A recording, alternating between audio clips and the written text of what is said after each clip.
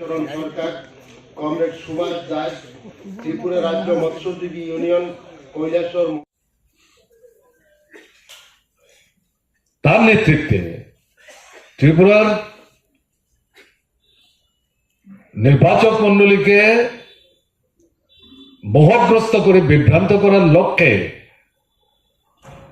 একটা প্রতিশ্রুতির গালি নিয়ে উপস্থিত হয়েছিলেন। 293টা বিষয় অন্তর্ভুক্ত করে তাদের নির্বাচনে যে ইশতেহার, তার থেকে বাছাই করে গোটা দোষের বিষয় আলাদা করে নিয়ে এই নির্বাচনী ইশতেহারের প্রথম পৃষ্ঠায় তারা ছাপিয়েছিলেন। আমার ধারণা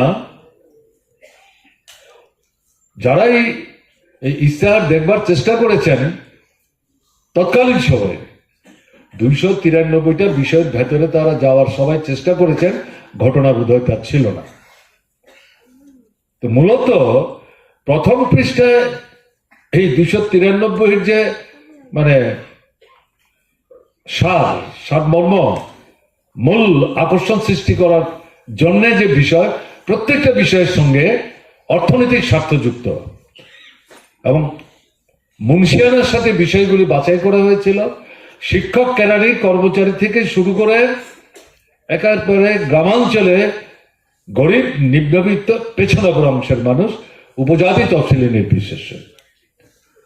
এই প্রথম পৃষ্ঠাটা পড়েই সেখানে সাধারণ মানুষ যাতে আকৃষ্ট হতে পারে, তাদেরকে যেভাবে তারা বিপদগামী করার চেষ্টা করছে, বামপন্থী ফ্রন্ট সরকার থেকে একটু দূরে টেনে নিয়ে যাওয়ার চেষ্টা করছে, এটা সাফল্য আনা সম্ভব হবে এটা ভেবেই আমি যে কারণে শব্দটা ব্যবহার করলাম।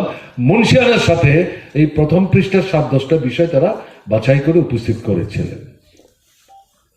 আমার এখনো মনে আছে কমরেড সীতারাম ইয়েচুরি, প্রাক্তন পলিট ব্যুরো সদস্য তথা পশ্চিমবঙ্গের প্রাক্তন